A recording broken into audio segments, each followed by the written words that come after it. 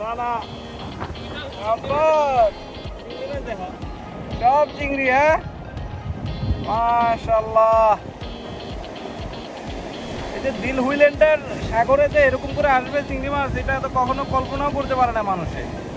এখানে কখনো সময় বড় বড় মাছ আসতেছে, কখনো সময় ছোট ছোট চিংড়ি মাছ। যদি এটা আমাদের দেশে হতো, বাংলাদেশে, তাহলে তো মানুষ কোটিপতি হয়ে যায় এগুলো বিক্রি করে। শুধু শুধু বিক্রি করে না, শুটকি বানিয়েও তো অনেক টাকা ইনকাম।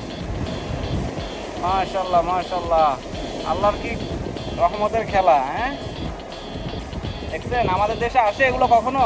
বুঝতে এগুলো আমাদের দেশে আসে?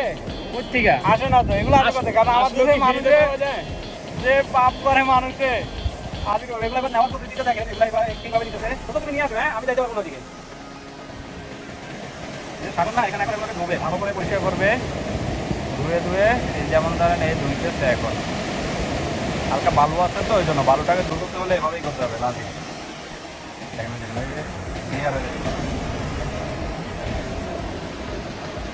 একদম মতো ইয়াতে চলে গেছে। ফ্রেশ পানি দেখো, ফ্রেশ পানি, মাছের অভাব নাই। কত মাছ সবাই উঠাইতেছে। নিয়ে আসো, নিয়ে আসো দেখি। ওয়াও, অসাধারণ তো, সেই তো দেখছেন। দেখি দেখি দেখি, হাতে উঠাও এইভাবে করে। ও রোদ, রোদের হালকা একটু রোদ নেওয়া, ঝলকাইতে আছে কি ঝলকানিটা। অসাধারণ, মাশাআল্লাহ মাশাআল্লাহ।